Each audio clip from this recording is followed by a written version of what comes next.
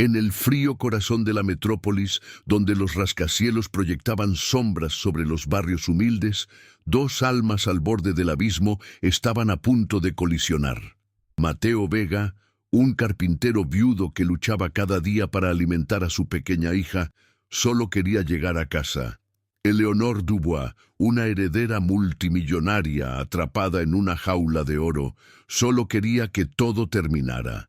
En lo alto de un puente, ella se preparaba para saltar, renunciando a una fortuna que la ahogaba en soledad. Pero la voz de un extraño, un hombre agotado por la vida pero con el corazón intacto, la detuvo con una simple súplica: «No saltes». ¿Qué harías si descubrieras que la persona que salvaste del abismo es la clave para desvelar un secreto que podría destruir un imperio? Antes de revelar cómo las manos callosas de un simple carpintero pudieron sostener el peso de una fortuna manchada de sangre, detente un momento. Si crees que el destino puede unir los mundos más opuestos en el momento más oscuro, toca el botón de me gusta y suscríbete ahora mismo. Porque lo que estás a punto de descubrir sobre la desesperación de Eleonore y el hombre que la manipulaba en las sombras, probará que la verdadera riqueza no tiene nada que ver con el dinero. Esta es una historia que te hará cuestionar en quién confías y hasta dónde llegarías por amor y justicia. No te atrevas a perdértelo, porque el primer paso para derribar un imperio de mentiras se dio en ese puente. El conflicto nació en ese instante suspendido en el tiempo. Para Mateo, salvarla fue un impulso de humanidad, un reflejo de su instinto paternal que no podía ignorar a alguien sufriendo, a pesar de que su propio mundo se desmoronaba bajo el peso de las deudas y el luto. Para Eleonore, la voz de Mateo fue el primer sonido real que había escuchado en años, una grieta en el muro de silencio y sedantes que su tutor, el calculador Ricardo de la Torre, había construido a su alrededor. Él la convencía de que era débil, incapaz y depresiva, todo para controlarla y quedarse con la herencia de su padre. El verdadero misterio no era por qué quería morir, sino quién la estaba empujando lentamente hacia el vacío.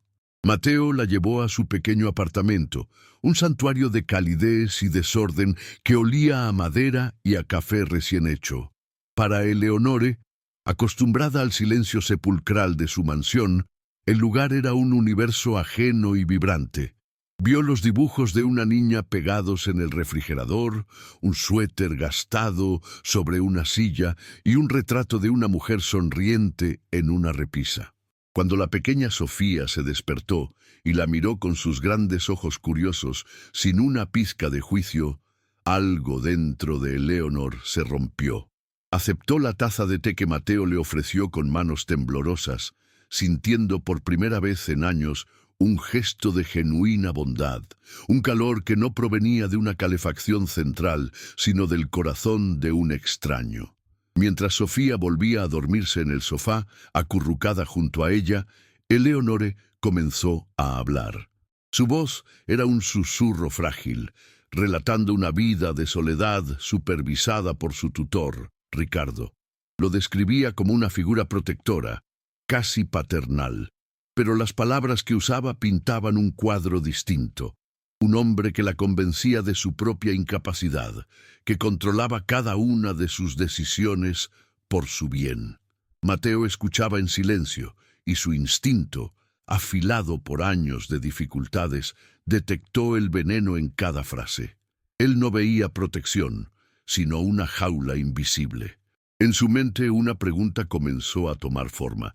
¿Quién se beneficiaba realmente de mantener a esta joven tan rota y aislada del mundo? Mientras tanto, en la gélida mansión Dubois, el pánico de Ricardo de la Torre era frío y calculador.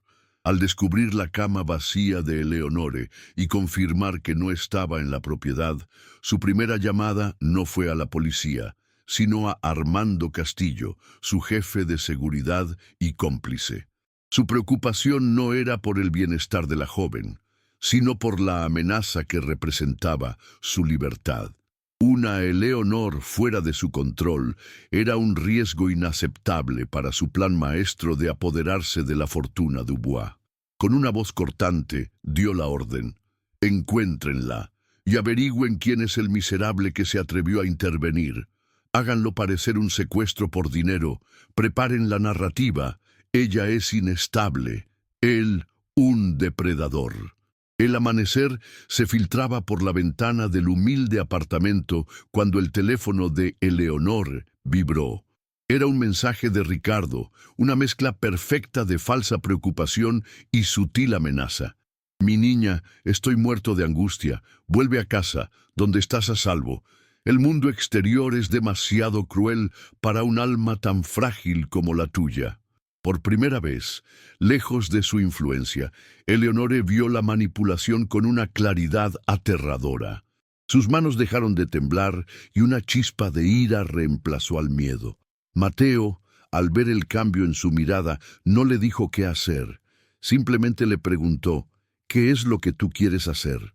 En ese instante, mirándolo a él y a su hija dormida, Eleonor tomó una decisión. Ya no huiría. Iba a luchar. La decisión de Eleonor de luchar fue un desafío directo al imperio de mentiras de Ricardo, y la respuesta no se hizo esperar. Esa misma tarde, mientras Sofía dibujaba en la mesa de la cocina, dos hombres de traje oscuro se presentaron en la puerta del humilde apartamento de Mateo. Eran la sombra de Ricardo, liderados por el gélido Armando Castillo.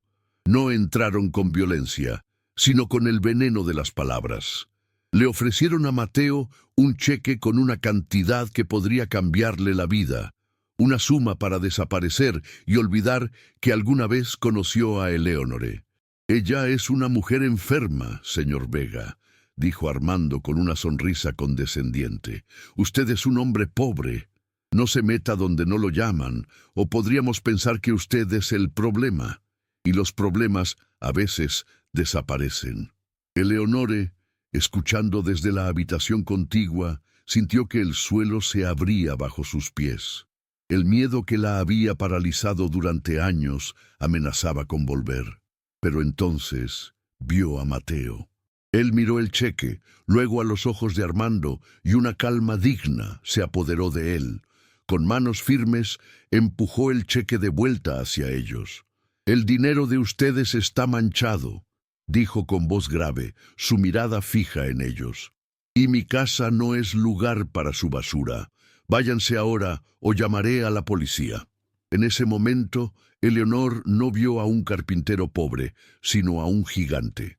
La valentía de Mateo se convirtió en la suya, y supo que no podía seguir escondiéndose. Había puesto a este hombre bueno y a su hija en un peligro mortal. Tenían que actuar, y tenían que hacerlo juntos. Esa noche, bajo el manto de la oscuridad, tomaron la decisión más arriesgada de sus vidas: regresar a la mansión Dubois. Era un territorio enemigo, pero también el único lugar donde podrían encontrar las respuestas. Usando una llave de servicio que Eleonor aún conservaba, se deslizaron por los pasillos silenciosos que una vez fueron su prisión. Guiados por un vago recuerdo de su infancia, llegaron al despacho de su padre, un santuario de caoba y cuero que Ricardo rara vez visitaba. Detrás de un pesado retrato de su padre, Eleonor palpó la pared hasta encontrar el panel secreto que él le había mostrado en un juego de niños. Dentro no había documentos, sino una pequeña caja de música. Al abrirla, en lugar de una bailarina, encontraron una nota doblada, escrita con la caligrafía de su padre. «Mi estrella, si lees esto, es porque la confianza se ha roto. La verdad está en nuestras raíces. Nunca olvides quién eres». El mensaje era críptico, pero para Eleonor fue como escuchar la voz de su padre desde el más allá, una advertencia que confirmaba sus peores temores. Mientras guardaba la nota, el suave crujido de la puerta los hizo congelarse. En el umbral apareció Isabela, la anciana ama de llaves que había servido a su familia durante décadas. Sus ojos, llenos de una lealtad silenciosa, se posaron en Eleonor y luego en Mateo, y en lugar de miedo, vieron compasión. Se acercó y susurró con urgencia. El señor Ricardo lo controla todo, pero no sabe que su padre tenía un notario personal, un viejo amigo.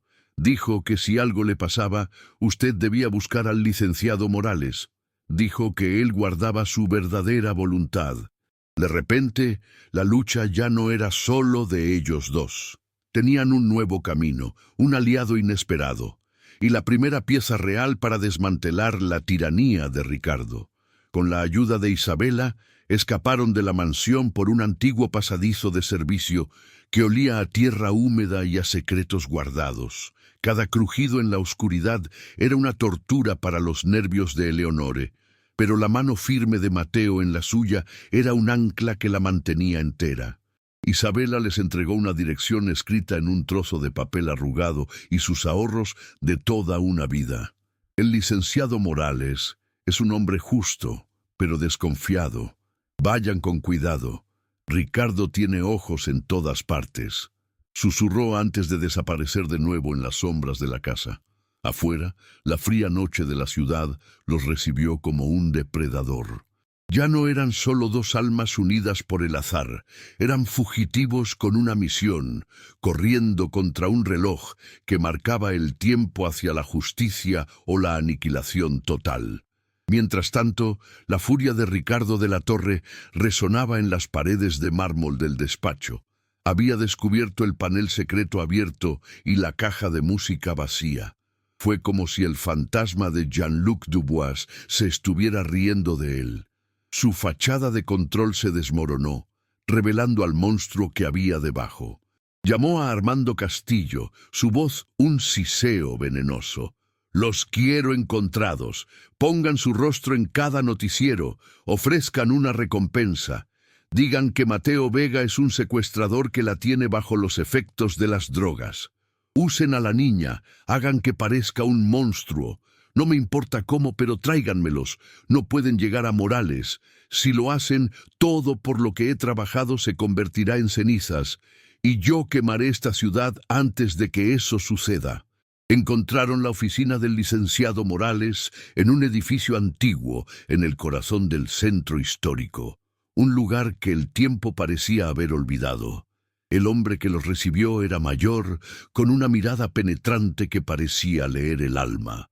Al principio se mostró escéptico, casi hostil, pero cuando Eleonor le habló de la caja de música y repitió las palabras exactas de su padre, «La verdad está en nuestras raíces», los ojos del anciano se llenaron de lágrimas. Se levantó, caminó hacia una imponente caja fuerte oculta detrás de una estantería y la abrió con manos temblorosas. «Tu padre sabía que este día podría llegar», dijo con voz solemne. «Dejó esto para ti. Dijo que solo tu corazón sabría cuándo era el momento de usarlo. Es más que un testamento, niña. Es su voz».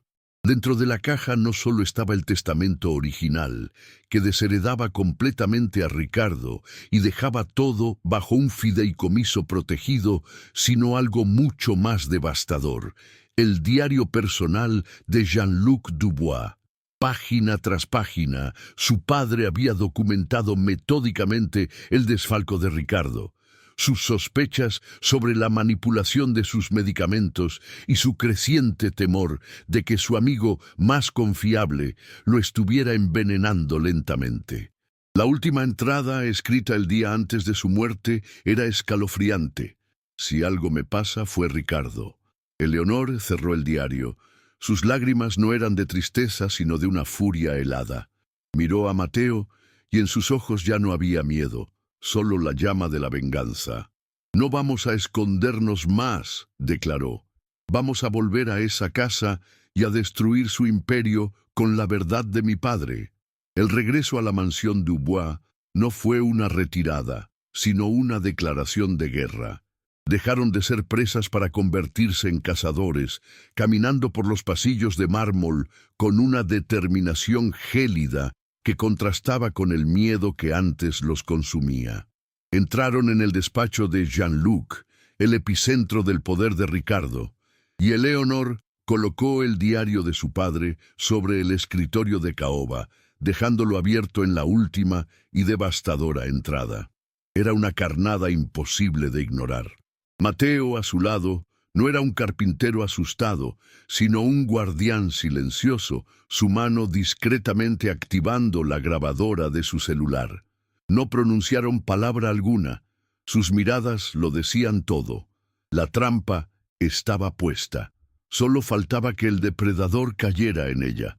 Tal como lo habían previsto, Ricardo de la Torre apareció en el umbral, su rostro transformándose de una falsa sorpresa a una sonrisa torcida y llena de desprecio al ver el diario. «Vaya, vaya», siseó entrando lentamente en la habitación como una serpiente. La pequeña heredera finalmente aprendió a leer. «¿Y trajiste a tu salvador de la clase obrera contigo? ¡Qué patético!». Se detuvo frente al escritorio, su arrogancia sin límites. «Sí, yo lo hice. Tu padre era un tonto sentimental que iba a arruinarlo todo. Lo ayudé a encontrar la paz, así como te ayudé a ti a mantenerte en tu pequeño mundo de tristeza. Esa fortuna debió ser mía desde el principio». Cada palabra era un veneno destilado, una confesión orgullosa de su traición y asesinato. Ricardo se rió, un sonido seco y sin alegría, mientras sacaba su propio teléfono. «Y ahora haré una llamada y ambos desaparecerán. Tú volverás a tu sanatorio y tu novio carpintero. Bueno, los accidentes ocurren». Pero antes de que pudiera marcar, Mateo levantó su propio celular, la pantalla mostrando la grabación en curso. «Todo está aquí, Ricardo. Cada palabra». El rostro del villano se descompuso en una máscara de incredulidad y furia. En ese preciso instante, las puertas dobles del despacho se abrieron de golpe. Un equipo de policías, liderado por un detective de rostro severo, irrumpió en la sala. Ricardo de la Torre está bajo arresto por fraude y el asesinato de Jean-Luc Dubois. El mundo de Ricardo se derrumbó en un silencio atronador. Su imperio de mentiras hecho añicos. Mientras los oficiales le ponían las esposas a un Ricardo mudo y derrotado, el peso de los últimos años finalmente se derrumbó sobre Eleonore. Un sollozo desgarrador escapó de sus labios. Un sonido que no era de debilidad, sino de una profunda y catártica liberación. Las lágrimas que corrían por sus mejillas lavaban años de manipulación, soledad y una pena mal entendida. Lloraba por el padre que había perdido y por la vida que le habían robado, pero también por la libertad que acababa de ganar. Mateo la envolvió en sus brazos, sosteniéndola con firmeza mientras ella se aferraba a él. No dijo nada. No era necesario. En el silencio de aquel abrazo, en medio de las ruinas del engaño, le prometió un futuro donde nunca más estaría sola. El juicio de Ricardo de la Torre fue un espectáculo mediático que paralizó a la ciudad. El hombre que se había presentado como un pilar de la sociedad fue expuesto como un monstruo calculador, un asesino a sangre fría. La grabación de Mateo, junto con las desgarradoras páginas del diario de Jean-Luc, no dejaron lugar a dudas. La sentencia fue implacable: cadena perpetua sin posibilidad de libertad condicional. Mientras lo sacaban de la sala, Ricardo no mostró arrepentimiento, solo el veneno de la derrota en sus ojos. Pero Eleonor ya no lo veía. Su atención estaba en la mano de Mateo, que sostenía la suya con firmeza. En ese gesto, en esa conexión inquebrantable, encontró la verdadera justicia, una que ninguna corte podría dictar. Con la sombra de Ricardo desvanecida, Eleonor floreció. Tomó las riendas del Imperio Dubois no como una heredera asustada, sino como una líder visionaria.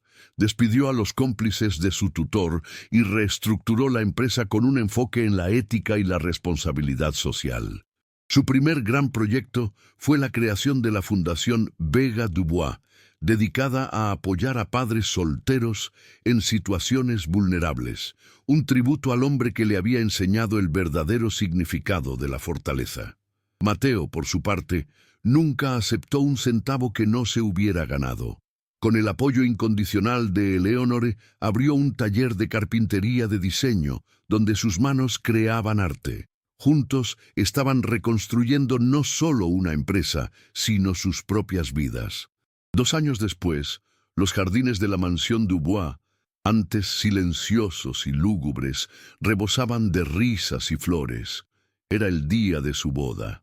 Eleonor, con un vestido sencillo pero radiante, caminó hacia Mateo, quien la esperaba con una mirada que contenía un universo de amor. Sofía, vestida de blanco, corrió delante de ellos, lanzando pétalos de rosa y riendo a carcajadas.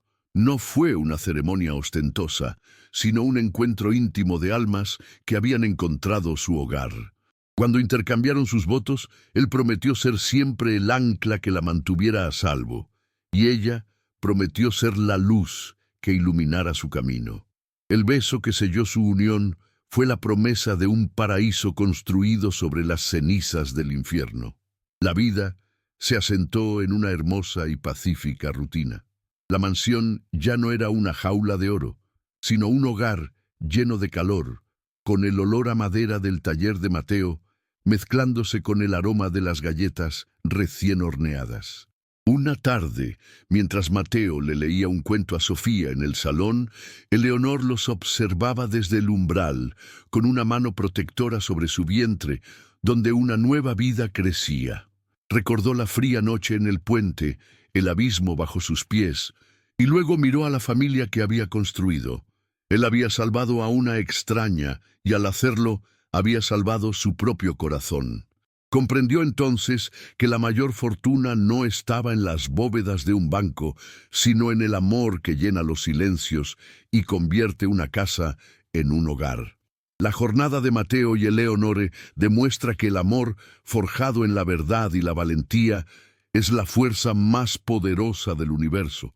Si esta historia de redención y justicia ha tocado tu alma, comparte para que más personas crean en los nuevos comienzos.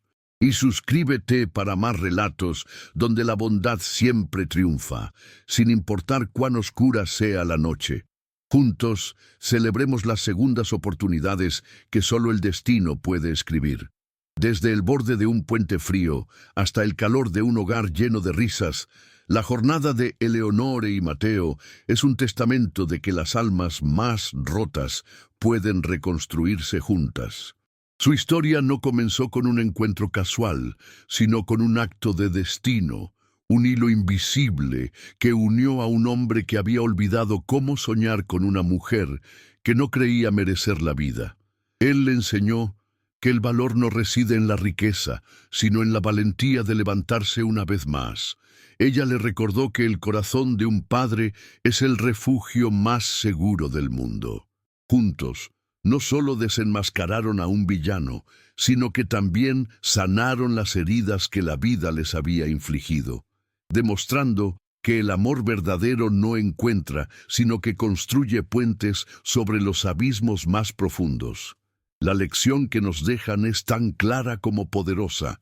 La mayor riqueza no se encuentra en una bóveda bancaria, sino en la mano de un extraño que te detiene en el borde y te enseña a caminar de nuevo.